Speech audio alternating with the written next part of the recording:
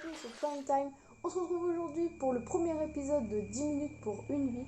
Donc c'est une petite rubrique que j'ai décidé de créer pour raconter la vie d'un personnage de A à Z si possible dans un maximum de 10 minutes pour pas que ça dure longtemps bien évidemment. Et on se retrouve tout de suite pour que je vous raconte la vie de mon personnage préféré, j'ai nommé Freddy Krueger. De Freddy te pourra en deux. Né en septembre 1942 à l'asile psychiatrique de Westin Hills à Springwood dans l'Ohio, Frederick Charles Krueger de son vrai nom est le résultat de plusieurs relations non consenties entre sa mère, Amanda Krueger, non stagiaire à cette époque, et plusieurs de ses patients fous résidant dans cet asile qui ferma ses portes depuis cet incident. Freddy fut ensuite mis à l'adoption dans une famille hostile et nocive pour lui.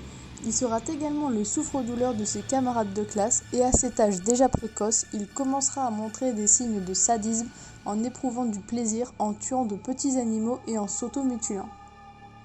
Suite à plusieurs incidents dans la précédente famille, il changera donc plusieurs fois de famille d'adoption pour se retrouver sous la responsabilité de Monsieur Underwood, un vieil homme alcoolique et violent envers lui qu'il tuera de sang-froid à l'aide d'une lame de rasoir dans la cave de sa maison.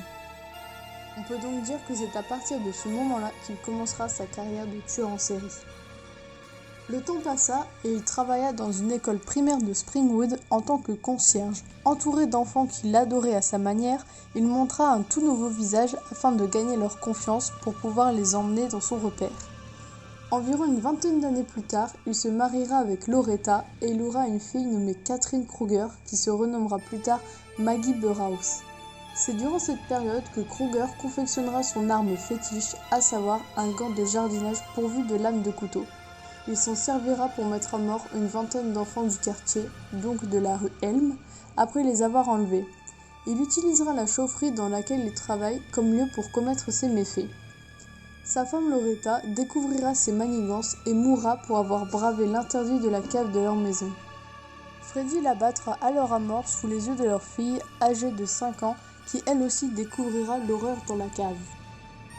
En 1968, Krueger sera finalement arrêté mais libéré à cause d'un manque de signature sur l'un des documents d'inculpation. Après le procès, sa mère Amanda se tuera, mais on ne retrouvera jamais son corps. De nombreux parents de victimes se mobilisèrent à la recherche du cisailleur de Springwood dans une quête de vengeance et de justice pour leurs enfants.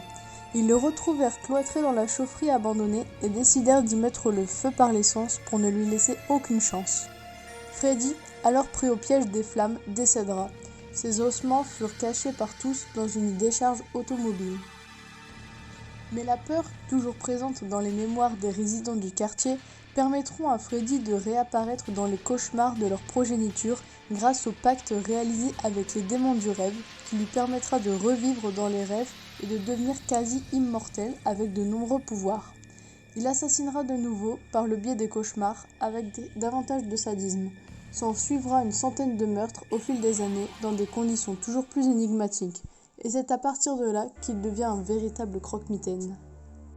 Et voilà, c'est la fin de la vidéo, j'espère qu'elle vous aura plu. N'hésitez pas à liker et à vous abonner et à me dire dans les commentaires de quel personnage vous voulez que je raconte la vie. En tout cas, moi j'ai bien kiffé faire cette vidéo, j'espère que vous aurez kiffé à la regarder.